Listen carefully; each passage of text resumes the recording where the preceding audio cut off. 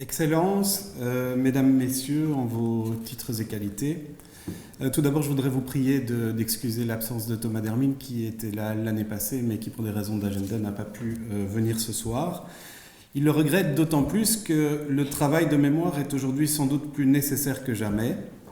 La tentation totalitaire, dans cette période troublée par des crises successives qui secouent nos sociétés, se fait plus forte tous les jours.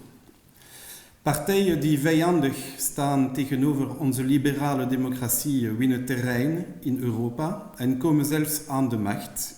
Ik denk bijvoorbeeld aan de sterke opkomst van het Rassemblement National in de Franse Assemblée Nationale met 89 parlementsleden, volksvertegenwoordigers. Aan de Zweedse Democratische Partij, die de tweede politieke macht van het land is geworden. En aan de Fratelli d'Italia van Giorgia Meloni, die nu Italië leidt.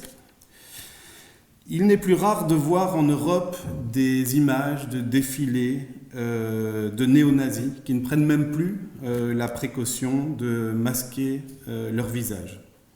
En Russie, la condamnation du nazisme est détournée à des fins politiques et sert aujourd'hui à, et je cite, excuser de nouvelles violations et de nouveaux abus des droits de l'homme, comme l'indiquait l'Union européenne vendredi dans une explication de vote à l'Organisation des Nations Unies à New York. Il y a comme un double mouvement. Alors que s'éloigne petit à petit, avec le temps, le trauma de la Shoah, quelque chose s'avance qui certes profite d'un contexte sanitaire, géopolitique, socio-économique troublé, mais qui, et je crois que c'est fondamental, est aussi permis par un estompement progressif du souvenir des horreurs, de la barbarie, où le nazisme a plongé nos pays. Les travaux qui seront récompensés aujourd'hui traitent de sujets très différents, mais ils ont en commun cette problématique de la transmission mémorielle. Le travail de Inès Zarazribi place dans une perspective historique le devoir de mémoire et montre à partir de la tragédie française de la fin du XVIe et du début du XVIIe siècle que l'oubli des traumas et l'abolition de la mémoire des exactions ont longtemps été la norme. Rudy Rigaud consacre quant à lui un chapitre de son travail à la transmission mémorielle et le travail de Suzanne Barthes porte sur le camp de travaux forcés de Bleckhammer et fait donc vivre la mémoire de ces juifs qui y ont souffert et hélas souvent péri. Ils auront, je pense, l'occasion de présenter mieux que moi, évidemment, leur travail.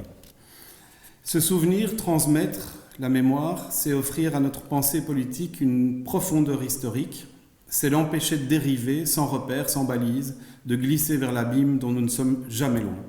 C'est la mission de la Fondation Auschwitz que de nourrir le souvenir de ces temps tragiques, de dire l'indicible, d'éclairer l'abysse concentrationnaire pour que nous n'y plongions plus collectivement.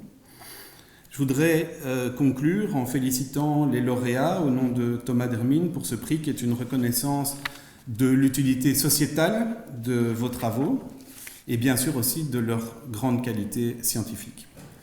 Merci à la ville pour son accueil et à la Fondation Auschwitz pour son dynamisme dont cette séance académique est une nouvelle et parfaite illustration. Je vous remercie. Ik dank u voor uw aandacht.